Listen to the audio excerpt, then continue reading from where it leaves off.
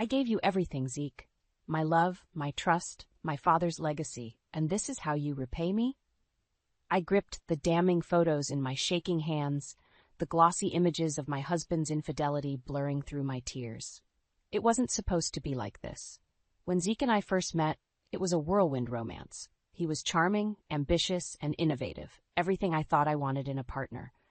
My father, the founder of our successful real estate development company, took an immediate liking to him.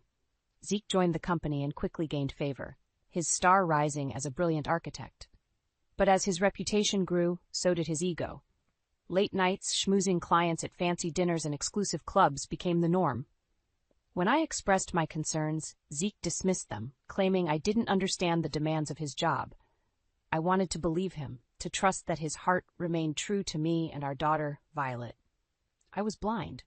Or maybe I just didn't want to see. The photos in my hands told a different story. There was Zeke, his lips locked with a young interns at a company event. Natalie, her name was, pretty, ambitious, and clearly enamored with my husband. Mom? Violet's voice shook me from my thoughts. What's wrong? I hastily wiped my tears, but it was too late. She'd seen the photos scattered across my desk. It's your father, I managed, my voice breaking. He's been having an affair. Violet's face contorted with anger. What? With who? An intern? Natalie? That bastard! Violet slammed her fist on the desk. You have to confront him, Mom. This can't go on. I shook my head, fear gripping my heart. I can't. The scandal, the company. Your grandfather's health is declining. The stress could kill him. And what about the stress this is causing you? Violet demanded. He doesn't deserve your protection, Mom. Not anymore. Deep down, I knew she was right. But the thought of my carefully constructed world crumbling around me was paralyzing. The sound of the front door opening snapped me back to reality. Zeke was home, no doubt fresh from another late night at the office. I quickly gathered the photos, shoving them into a drawer. Violet glared as Zeke entered the room, his suit impeccable, but the scent of unfamiliar perfume clinging to him like a guilty verdict. What's with the long faces? He asked, his charm now seeming so false, so hollow. Before I could respond, Violet stepped forward, her eyes blazing with fury. How could you, Dad? How could you cheat on Mom, on our family, with some intern? Zeke's eyes widened, darting to me in panic. Stella, I can explain, but I held up a hand, silencing him. The pain in my heart had crystallized into something harder, sharper. Determination. No more lies, Zeke, I said coldly. No more excuses. You've made your choice. Now you'll face the consequences. I didn't know what those consequences would be yet, but one thing was certain. I would not let this man destroy everything my father had built, everything I had worked so hard to protect, even if it meant destroying him first. The next morning, I arrived at the office early, my mind still reeling from the revelation of Zeke's betrayal. As I walked through the halls, I overheard a conversation that stopped me in my tracks. I'm telling you, man, Zeke's got it made, a male colleague said. That new intern, Natalie, she's practically eating out of his hand. He said she's the reason he landed the Johnsons' project. Laughter echoed from the room. I bet she is. I heard they have a special bond, if you know what I mean. Rage boiled inside me. Not only was Zeke cheating, but he was using his affair to advance his career. I fought the urge to storm in and confront him, knowing I needed to play this smart. My phone buzzed with a text from Violet. Skipped school, following Dad, caught him bringing Natalie to the lake house, taking pictures now. My heart sank. The lake house was our family's sanctuary, a place filled with cherished memories. How dare he taint it with his sordid affair? I quickly replied, telling Violet to be careful and come home immediately. Then, I made a decision. If Zeke wanted to play dirty, I'd dig up every speck of dirt on his precious Natalie. A few phone calls later, I had my answer. Natalie had a history of seducing married men at her previous jobs, using her charm to extract money, gifts, and favors. She was nothing but a gold-digging homewrecker. As I sat fuming in my office, my secretary knocked on the door, her face ashen. Mrs. Delaney, I'm so sorry. It's your father. He's had a heart attack. The world tilted beneath my feet. What? Is he? He's alive, but in critical condition. Your mother is with him at the hospital. I rushed to the hospital, my thoughts a tangled mess of grief, anger, and fear. When I arrived, my mother was in tears, clutching my father's hand as he lay unconscious, hooked up to beeping machines. Zeke burst in moments later, his face a mask of concern. Stella, I came as soon as I heard. How is he?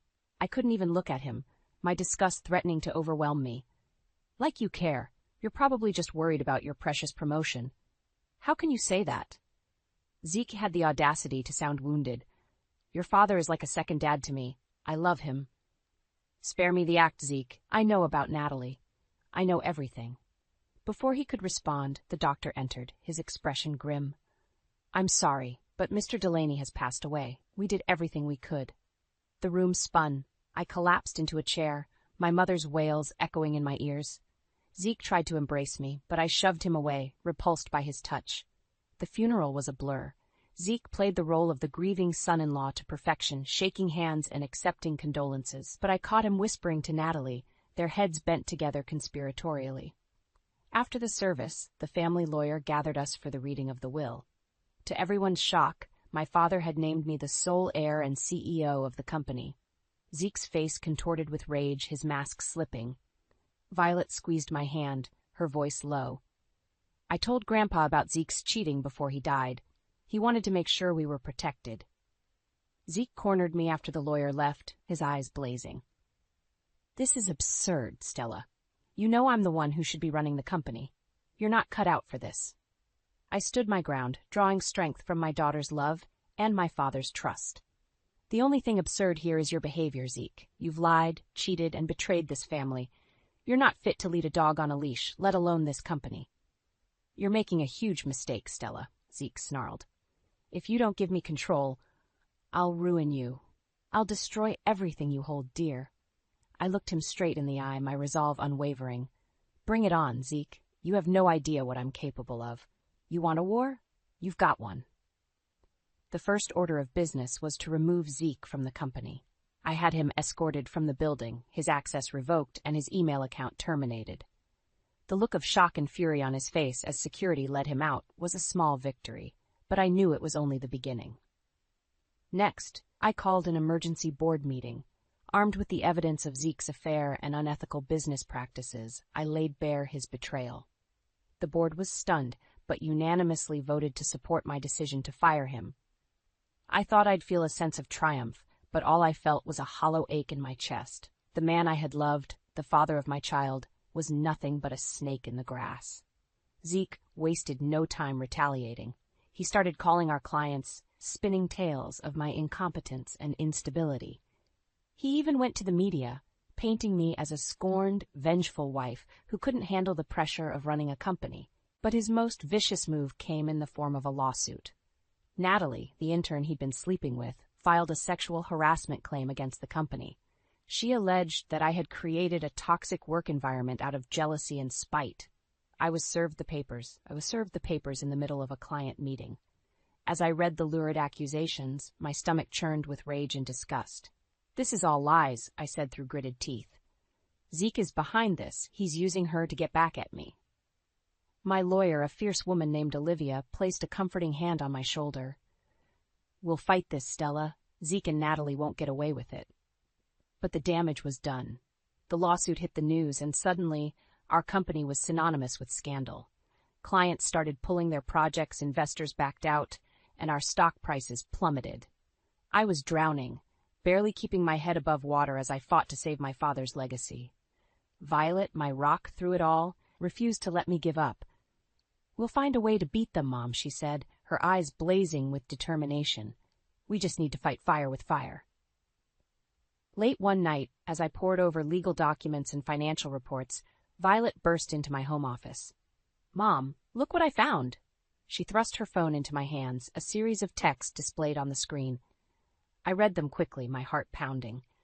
They were messages between Zeke and Natalie detailing their plan to take over the company and force me out. I hacked into Dad's old phone, Violet explained. He never changed his password.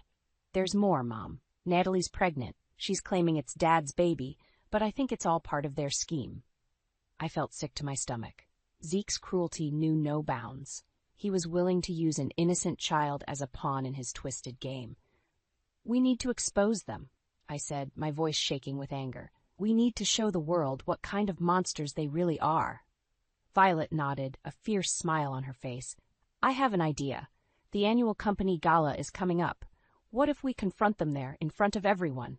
We can present the evidence, expose their lies, and watch them crash and burn. It was a risky plan, but I was out of options. Zeke and Natalie had backed me into a corner, and I was ready to come out swinging. "Let's do it," I said, my resolve hardening. "Let's take those bastards down." As I hugged my daughter close, I felt a flicker of hope amidst the darkness. Zeke had underestimated me, underestimated the strength of a mother's love and the power of the truth. He wanted a war? He was about to get one hell of a battle. The night of the gala arrived, and I was a bundle of nerves. Violet and I had spent weeks gathering evidence, piecing together the sordid details of Zeke and Natalie's scheme. We had bank statements, recorded conversations, and a damning trail of emails that painted a clear picture of their deceit. I smoothed my hands over my dress, a sleek black number that made me feel powerful, armored. Violet squeezed my hand as we entered the ballroom, the glittering chandeliers and elegant decor, a stark contrast to the ugliness we were about to expose. Zeke was holding court in the center of the room, Natalie draped on his arm like a trophy. They were all smiles and charm, working the crowd with their lies and manipulation. I took a deep breath, steeling myself for the confrontation. With Violet by my side, I approached the stage, the evidence clutched tightly in my hands. "Ladies and gentlemen, may I have your attention, please?" My voice rang out over the din of conversation, and the room fell silent. Zeke's eyes narrowed as he saw me, his jaw clenching with anger. Natalie's smile faltered, a flicker of fear crossing her face. "I have something important to share with all of you tonight," I continued, my heart pounding in my chest. "The truth about Zeke Delaney and Natalie Summers." I held up the stack of documents, my hands shaking slightly. "These are records of their affair, their conspiracy to defraud this company and steal my family's legacy. They've been lying to all of us, manipulating and scheming for their own gain." The room erupted in gasps and murmurs. Zeke's face turned an ugly shade of red, his fists clenched at his sides. "This is ridiculous, Stella," he spat. "You're just a bitter, jealous woman who can't handle the fact that I've moved on. Those documents are forgeries, lies." Natalie nodded, her eyes wide with false innocence. "She's crazy. I'm just an intern. I would never do something like this." But I wasn't finished. "There's more," I said, my voice steady. "Natalie is pregnant. She's been claiming the baby is Zeke's, using it as leverage to force me out of the company." Zeke blanched, his mouth falling open in shock. Natalie's hand flew to her stomach, her eyes darting around the room in panic. "That's not true!" Zeke shouted, his voice cracking. "The baby is mine. Stella is just trying to turn everyone against me." I shook my head, a mirthless smile on my face. "Oh, really? Then how do you explain these text messages detailing your plans to use the pregnancy to extort money from multiple men?" I held up my phone, the damning texts displayed on the screen. The crowd gasped, their faces a mix of shock and disgust.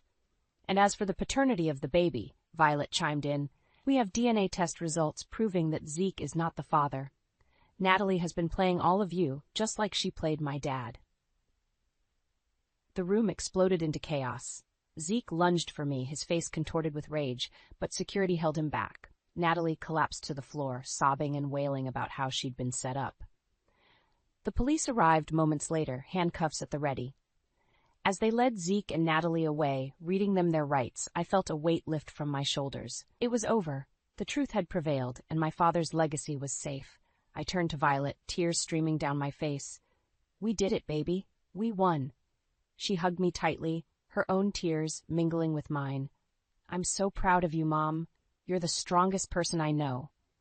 As the guests began to disperse, whispering and gossiping about the night's events, I knew that the road ahead wouldn't be easy. There would be more battles to fight, more wounds to heal, but for now, I savored the victory, the knowledge that I had faced my demons and emerged stronger, wiser, and more determined than ever. Zeke had tried to break me, to shatter everything I held dear. But he had underestimated the power of a woman's resilience, the unbreakable bond of a mother and daughter united against all odds. And that was a mistake he would regret for the rest of his miserable life. The fallout from the gala was immediate and intense. The news of Zeke and Natalie's arrests spread like wildfire, plastered across every newspaper and gossip site in the city.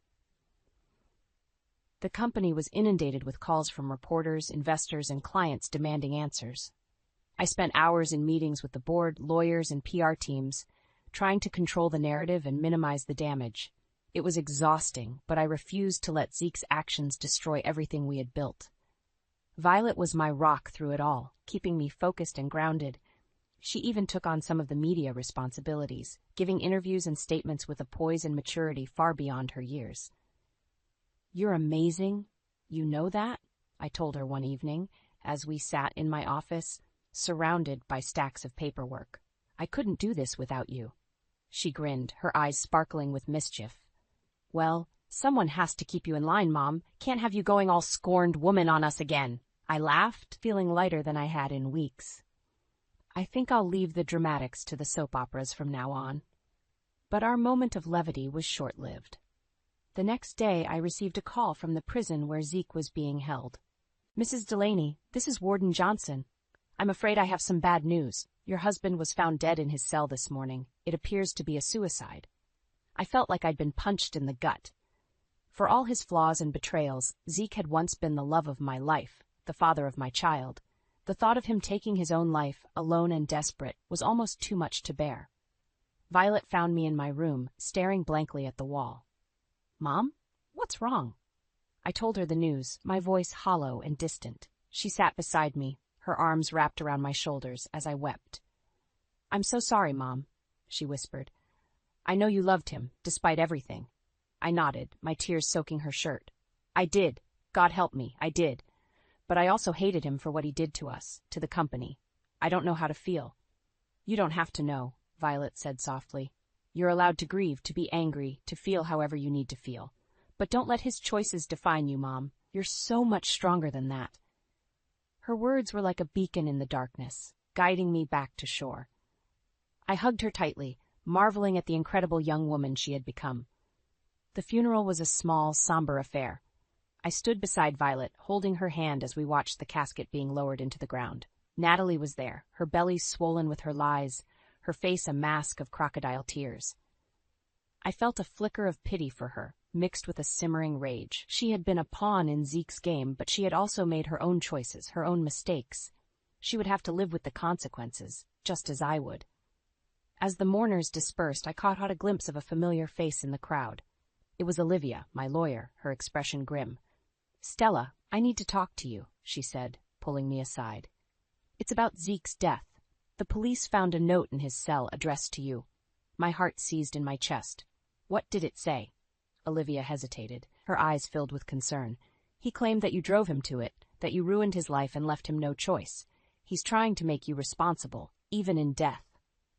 I felt a white-hot anger surge through me, mingled with a sickening dread. Even from beyond the grave, Zeke was still trying to manipulate me, to twist the truth to suit his own ends. "He's not going to win, Olivia," I said, my voice low and fierce. "I won't let him destroy me, not anymore. I'm going to fight back, with everything I have." Olivia nodded, a glimmer of admiration in her eyes. "I know you will, Stella, and I'll be right there beside you, every step of the way." As I walked away from the cemetery, Violet's hand clasped tightly in mine. I knew that the battle was far from over. Zeke's final act of cruelty had opened up a new front in the war, one that threatened to consume me from the inside out. But I also knew that I had the strength, the courage, and the love to prevail. I had my daughter, my company, and the truth on my side. And that was a force that even death itself could not defeat. 1 year later, I stood at the podium addressing a room full of journalists and industry leaders. The company had not only survived the scandal, but thrived under my leadership. We had expanded into new markets, taken on innovative projects, and cemented our reputation as a force to be reckoned with. But the road to recovery had been long and painful. In the wake of Zeke's death and the revelation of his final cruel message, I had been besieged by media attacks and legal challenges. Natalie, desperate to save herself, had tried to paint me as a ruthless, vindictive woman who had driven her poor, innocent lover to suicide. It was a narrative that some were all too eager to believe. I faced accusations, investigations, and even death threats from those who bought into Zeke and Natalie's lies. But I refused to back down. With Violet and Olivia by my side, I fought back against every false claim, every attempt to smear my name and my company. We dug deeper into Zeke and Natalie's past, uncovering a trail of deception and manipulation that stretched back years. We found other women Zeke had targeted, other companies he had tried to infiltrate and destroy. We exposed Natalie's history of extortion and fraud, revealing the true depths of her cruelty and greed. Slowly but surely, the tide began to turn. The media started to question Natalie's credibility, to see through the cracks in her story. The legal challenges against me were dismissed, one by one, as the evidence of my innocence mounted. And then, the final blow. Natalie's web of lies unraveled completely when it was revealed that the child she had claimed was Zeke's had actually been fathered by another married man she had been scheming against. She was arrested and charged with multiple counts of fraud and extortion. As I watched her being led away in handcuffs, I felt a sense of grim satisfaction. She had thought she could destroy me, could use my pain and grief as a weapon against me. But she had underestimated the strength of a woman who had already lost everything and survived. Violet, now a successful artist in her own right, had channeled her own pain and anger into her work. Her pieces, raw and powerful, had garnered critical acclaim and sparked important conversations about toxic masculinity and the resilience of women. "I'm so proud of you, Violet," I told her, as we celebrated her latest exhibition. "You've taken the darkest moments of our lives and turned them into something beautiful, something meaningful." She hugged me tightly, her eyes shining with tears. "I learned from the best, Mom. You showed me what it means to be strong, to fight for what's right, no matter the cost." I smiled, feeling a sense of peace and purpose that had eluded me for so long. "We've both come so far, haven't we? Sometimes I can hardly believe it." "Believe it, Mom," Violet said, her voice filled with conviction. "We're survivors, you and me. We're unbreakable." As I looked out over the city skyline, the sun setting in a blaze of orange and gold, I knew she was right. Zeke and Natalie had tried to break me, to shatter my world into a million pieces. But I had taken those pieces and rebuilt myself, stronger and more resilient than ever before. I had my daughter, my company, and the knowledge that I had faced the worst that life could throw at me and emerged victorious. I was a survivor, a fighter, a woman who had claimed her power and her truth. And I knew, with a certainty that burned bright in my soul, that nothing and no one could ever take that away from me again. As I stepped down from the podium to a standing ovation, I caught Violet's eye in the crowd. She grinned at me, her fist raised in a gesture of solidarity and triumph. "Here's to the future, Mom," she mouthed, her eyes sparkling with pride and love. I raised my own fist in return, feeling a rush of gratitude and joy that brought tears to my eyes. Here's to the future indeed, a future that we had fought for, that we had earned, that we had claimed as our own. A future that belonged to us and us alone. The courtroom was packed, the air thick with tension and anticipation. Zeke and Natalie sat at the defendant's table, their faces pale and drawn. They had been denied bail, deemed a flight risk after the extent of their crimes had been revealed. I sat in the front row, Violet and Olivia beside me. We had spent months preparing for this moment, gathering evidence and testimony, yet building an airtight case against the two people who had nearly destroyed our lives. As the judge entered the room, I felt a shiver run down my spine. This was it, the moment of truth, the final reckoning. The prosecutor, a sharp-eyed woman named Valerie, laid out the case against Zeke and Natalie with ruthless efficiency. She detailed their schemes, their lies, their callous disregard for the lives they had ruined. She called witness after witness, each one painting a damning picture of greed, manipulation, and betrayal. Former employees, clients, even some of Natalie's other victims, they all took the stand, their voices shaking with anger and pain. And then it was my turn. As I walked to the witness box, I felt a rush of nerves and adrenaline, but I also felt a sense of clarity, a deep conviction in the truth of my words. I told my story from the beginning, the love, the trust, the dreams that Zeke and I had shared, the slow, insidious unraveling of our marriage as his ego and ambition consumed him, the devastating discovery of his affair, his betrayal, his cruelty. I spoke of the battle to save my company, my father's legacy, from their clutches, the lies, the smears, the legal challenges that had nearly broken me. But I also spoke of the strength I had found in my daughter, in my friends, in the power of the truth. As I finished my testimony, I looked directly at Zeke and Natalie, my eyes blazing with a fierce, righteous anger. "You thought you could destroy me," I said, my voice ringing out clear and strong. "You thought you could take everything I had, everything I loved, and crush it beneath your feet. But you were wrong." Zeke's face twisted with rage. His fists clenched at his sides. Natalie's eyes darted around the room, searching for an escape, a way out. "I am not the weak, broken woman you thought I was," I continued, my voice rising with each word. "I am a survivor, a fighter, a mother who would move heaven and earth to protect her child, and I will not rest until justice is served, until you pay for every last one of your crimes." The courtroom erupted in applause, the sound washing over me like a wave.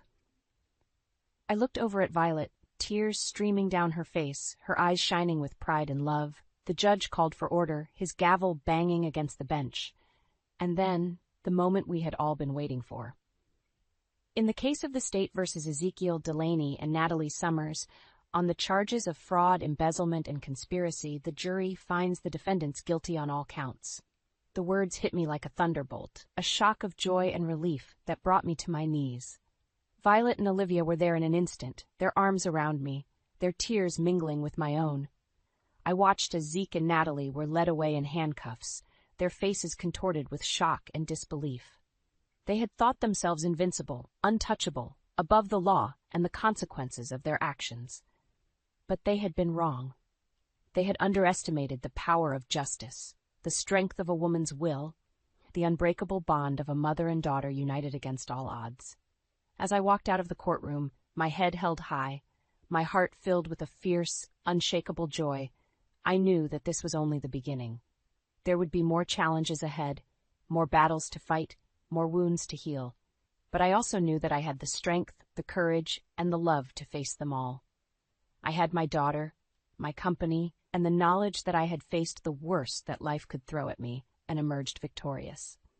I was a survivor, a fighter, a woman who had claimed her power and her truth. And nothing, not even the darkest of demons, could ever take that away from me again.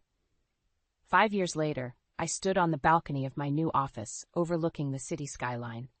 The sun was setting, casting a warm golden glow over the buildings and streets below. It was a moment of quiet reflection, a chance to take stock of how far I had come. The company had thrived under my leadership, growing and expanding in ways I had never dreamed possible. We had taken on new challenges, new projects, new frontiers, and emerged stronger and more successful than ever before. But it wasn't just the business that had flourished. Violet had blossomed into an incredible young woman, her artistic talent and passion taking her to new heights. She had just opened her first solo exhibition, a stunning collection of pieces that explored themes of resilience, healing, and the power of the human spirit.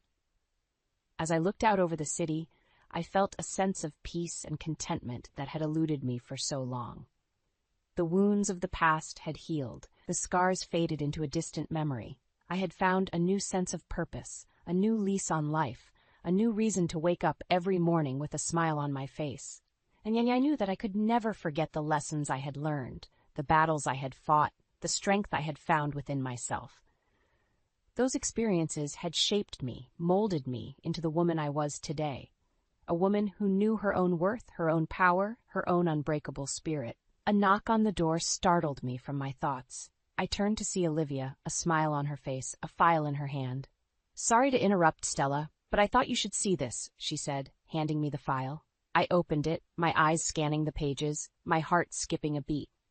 It was a report from the parole board detailing Zeke and Natalie's latest hearing. "They were denied," Olivia said softly.